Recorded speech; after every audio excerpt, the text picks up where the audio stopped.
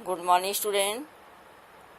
आज हम लोग अहमदनगर का किला पाठ से उसका तीसरा भाग पढ़ेंगे, अतीत का दबाव। आज हम लोग देखेंगे कि नेहरू जी ने इसमें क्या लिखा है कि किसी भी व्यक्ति के मस्तिष्क पर पुरानी घटनाओं का कैसा दबाव होता है, उसको उन्होंने लिखा है। चलो बच्चों देखते हैं। मस्तिष्क पर अतीत का दबाव। मनुष्य के मस्तिष्क पर सभ्यता और संस्कृति की जो छाप रहती है, उसका दबाव उसे अच्छे और बुरे दोनों रूप में प्रभावित करता है।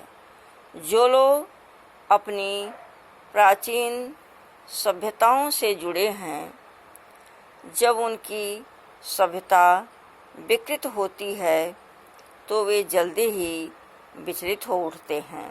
समझ में आया बच्चों?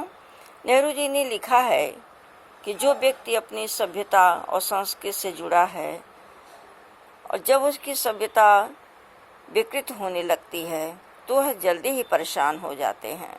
यह मनुष्य का स्वभाव है। अब आगे देखो, उन्होंने लिखा है कि हमें विरासत में क्या मिला। क्या है विरासत? नेहरू जी सोचा करते थे कि आखिर उनकी विरासत क्या है, वे किन बातों के उत्तराधिकारी हैं।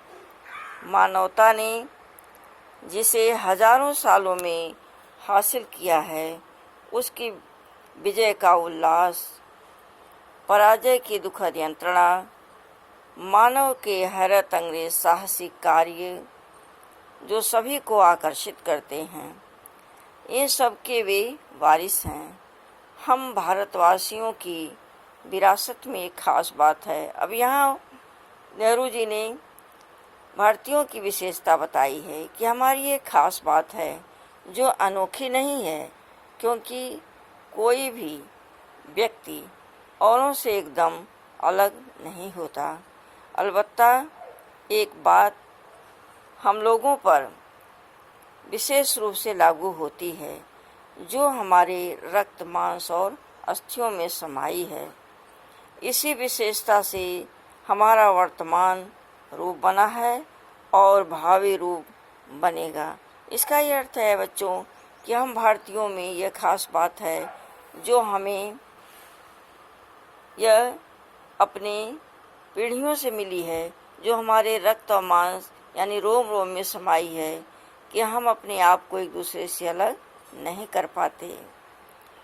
अब उन्होंने लिखा है कि मैं इसी विशिष्ट विरासत का, नेहरू जी ने लिखा है कि मैं इसी विशिष्ट विरासत को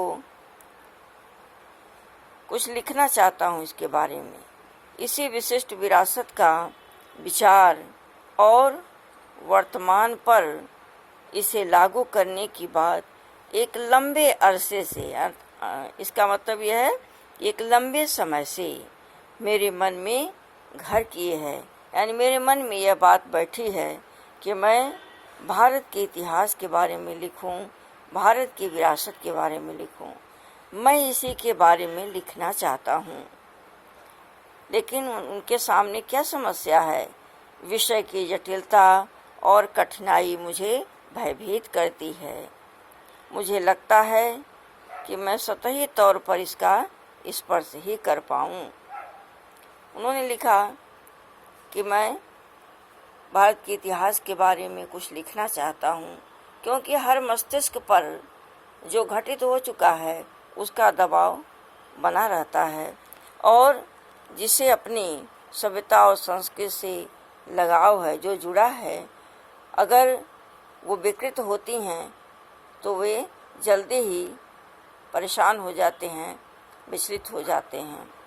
और हमारे भारतीयों की एक खास बात है कि वो अपने आप को एक दूसरे से अलग नहीं कर पाते। इसी विरासत को, इसी विशेषता को मैं अपनी लेखनी से लिखना चाहता हूँ। बच्चों, अहमदनगर के जो किले की घटना है, नेहरू जी ने जो लिखा है, आज ये टॉपिक यह चैप्टर यहीं पूरा होता है। इससे संबंधित हमने तुम लोगों को पीछे 8 प्रश्न दिया है। आज 2 प्रश्न और दे रही हूँ, ध्यान से देखना बच्चों। प्रश्न 9, भारतवासियों की विरासत में खास बात क्या है। प्रश्न 10 है, जवाहरलाल नेहरू जी किसके बारे में लिखना चाहते हैं। आज का 2 प्रश्न है ये, भारतवासियों की विरासत में खास बात क्या है, जवाहरलाल नेहरू जी किसके बारे में लिखना चाहते हैं।